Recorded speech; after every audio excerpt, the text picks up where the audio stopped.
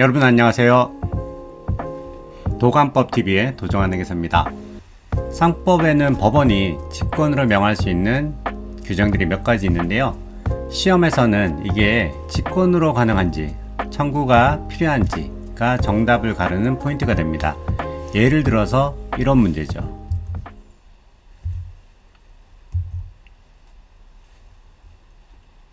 자, 이렇게 직권으로가 지문에 3번이나 반복이 됐습니다. 자, 그래서 오늘은 이해관계인 등의 청구가 없어도 법원이 직권으로 할 수 있는 사항들을 한꺼번에 깔끔하게 암기할 수 있는 암기법을 공개하겠습니다.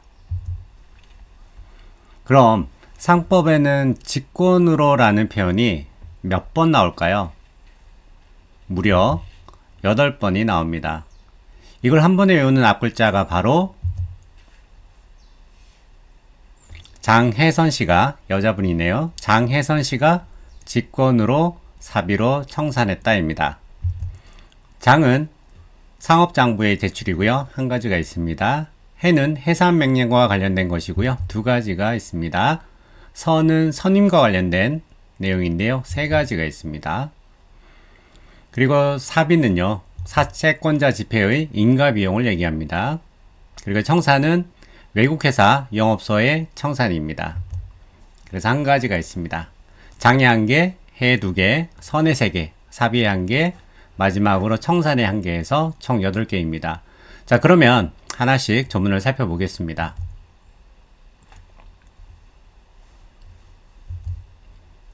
첫 번째 장은 상업장부의 제출입니다. 법원은 신청이 없어도 직권으로 소송 당사자에게 상업장부의 제출을 명할 수 있습니다. 이게 첫 번째 직권 규정입니다. 다음은 해 2가지입니다. 바로 해산명령과 관련된 조문인데요. 해산명령에는 직권으로가 2번 등장합니다. 여기 1항도 있고요. 그 다음에 2항도 있네요. 여기에 직권으로 이렇게 들어가 있습니다. 법원은 공익적 입장에서 직권으로 해산을 명하거나 또는 해산 전이라도 관리인을 직권으로 선임할 수가 있습니다. 자, 그런데 주의할 점이 있죠. 여기 3항에 이 3항의 담보 제공 명령에는 직권 명령으로가 없습니다.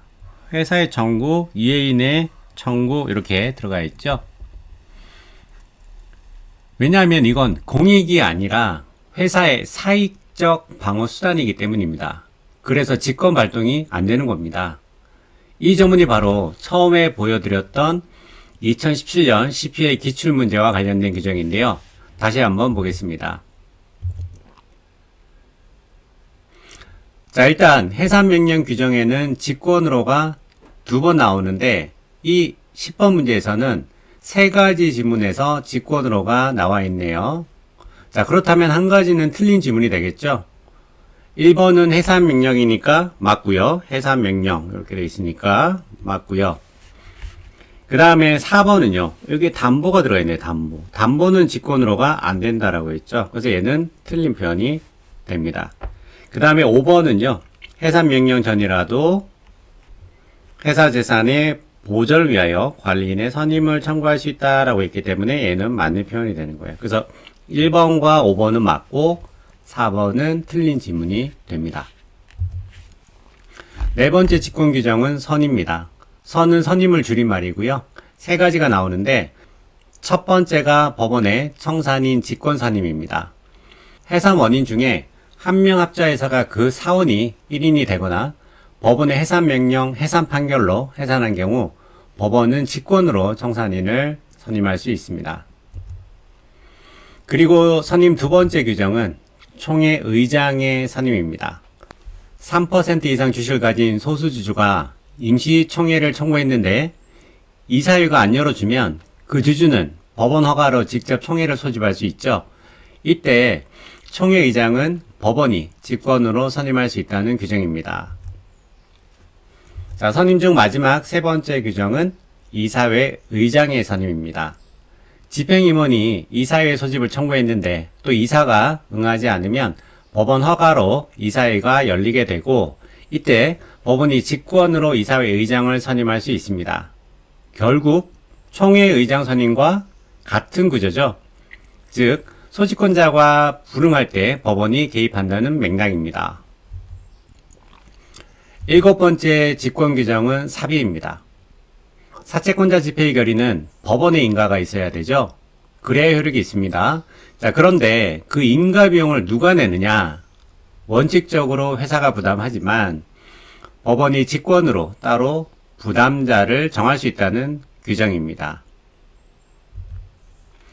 마지막 여덟 번째는 청산, 외국회사 관련 조문입니다.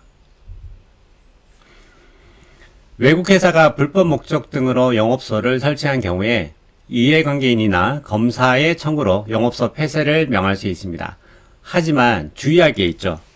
여기에 보시면 직권으로가 없죠. 이 영업소 폐쇄 명령은 직권으로는 할 수 없습니다. 왜냐하면 외국회사 영업소는 외국 기업의 활동을 제한하는 효과가 있기 때문에 법원이 공익상 직권으로 개입하기에는 국제법적으로 좀 문제가 있을 수 있기 때문입니다. 대신에 620조에 직권으로 청산 개시를 명할 수 있고요. 그리고 동시에 청산인도 선임해야 됩니다. 이게 마지막 직권 규정입니다. 자, 이렇게 해서 상법에 나오는 법원 직권 규정 8가지를 모두 한꺼번에 정리했습니다. 앞글자 한번 읽어볼까요?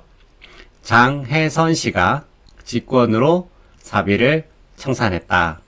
이 한 문장으로 끝입니다. 오늘도 시청해주셔서 진심으로 감사합니다. 여러분이 상법을 확실히 잡고 빠른 시간 내에 공인중개사 시험에서 고득점으로 합격하시길 진심으로 응원합니다.